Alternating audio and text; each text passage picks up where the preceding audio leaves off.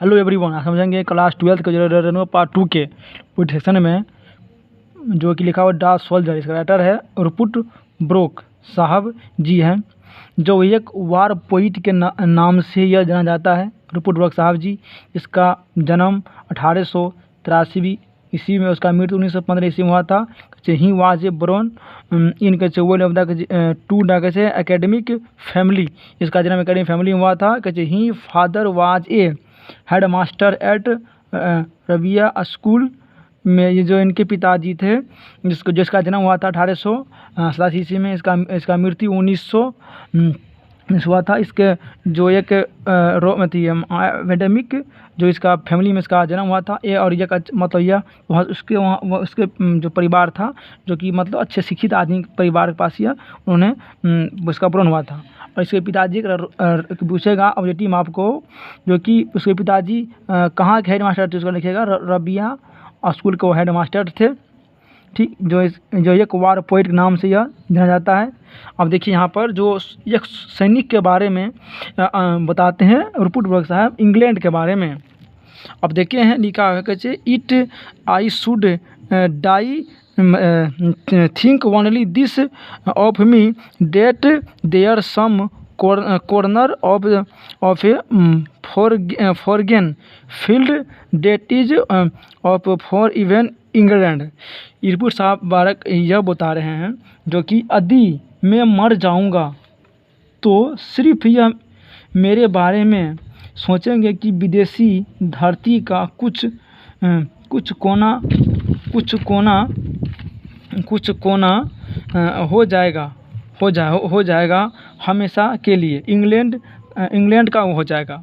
आदि Rupert Brooke साहब जी ये बता रहे हैं, जो कि वो बता रहे हैं कि जो अगर मैं मर जाऊंगा और जो मेरी मरी हुई जो वहाँ जो लहाज जो मेरी मरी हुई वहाँ जो मेरे अर्थियाँ होंगे, जो मेरे वहाँ पर वह जो जिस जगह मैं मरूँ उस जगह मेरा स्थान होगा, वो विदेशी धरती का वह होगा। ये रुपर्ट बारक एक सोल्जर के बारे में बता रहा है, एक सैनिक के बारे में बता रहा है।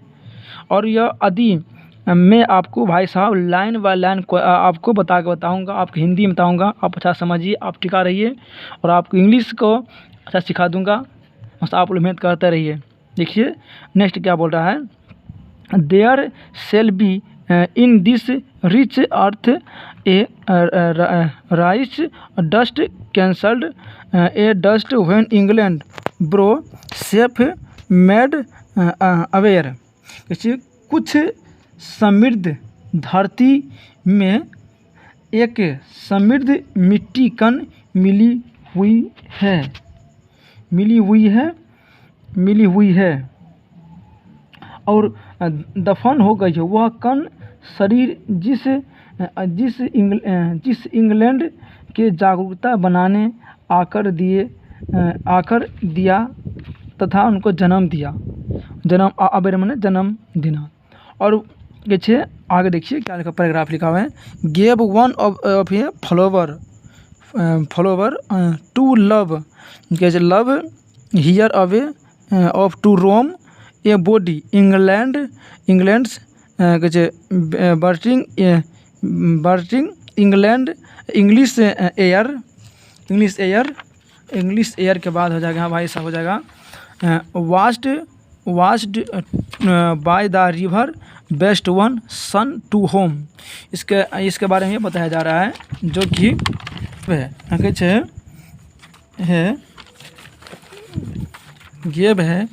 जा रहा है, जो कि कभी अपने फॉलोअर बने फूल दिए प्रेम करने के लिए अपने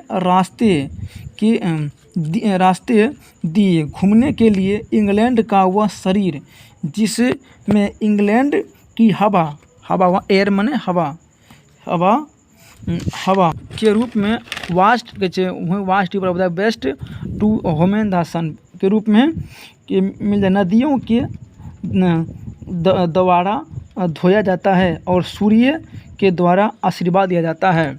वो अपने जो सोल्जर जो सैनिक वहाँ पर है, जो वहाँ पर इसके बारे में बताया जा रहा है। नेक्स्ट पैराग्राफ ये बोल रहा है कि and think this heart all evil हिवेल कहै छै सीड अबे ए पिल्यूस ऑफ द कहै छै eternal mind to less give something back the throw of the England given कहै छै। और सोचा इसकी यह बोल रहा है कि इसका हिंदी से बोल रहा है कि सोचा जा रहा है कि यहाँ दिए गए सारी बुराइयां मिट जाएंगी और हमारी अनंत सोचेंगे दिमाग के कंपन करती रहेगी, कभी ख़त्म नहीं होगी ज़मीन के द्वारा दी गई ये सारे यादें और विचारों फिर से याद करेंगे।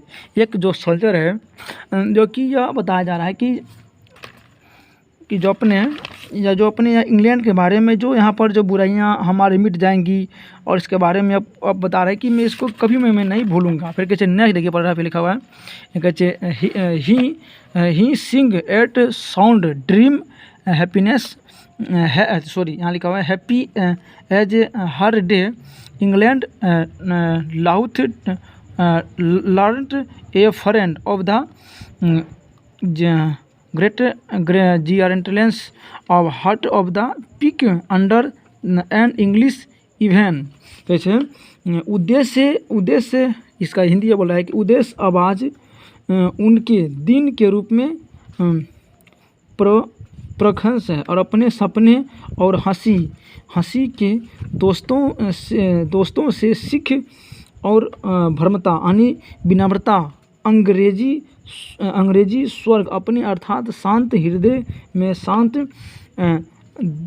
दिक से विनम्रता और से अंग्रेजी स्वर्ग अच्छे पल को याद करती है। यहाँ पर यह बताया जा रहा है जो कि रुपर्ट ब्रूक साहब जी हैं, एक वार पोइट है और जो इसके अचीवमेंट्स अब बहुत उनके बारे में उन्होंने लिख रहा है, जो कि रुपर्ट ब्रूक साहब जो एक वार पोइट है और इसका जो जन्म यहाँ 1840 में होता है, इसका मृत्यु होता है। एक इसका एकेडमिक फैमिली में इसका जन्म होता है।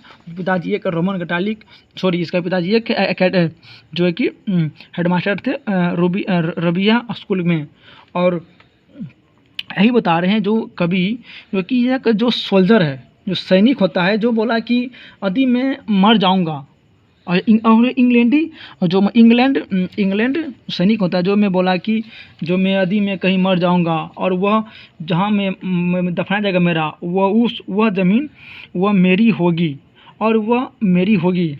और उसके बाद वो बताया जो कि ही वाज ए यहाँ कहते इट वाज इज द कैसे cancelled dust of the England shape of the away जो ऑन शब्द कैसे trim of the England burn height कहते यदि यह समृद्ध धरतियाँ मिट्टी के कण में मिल जाऊंगा और वो मिलने के बाद वह जागरूकता और वह जागरूकता के बाद वह जन्म दिया जाएगा।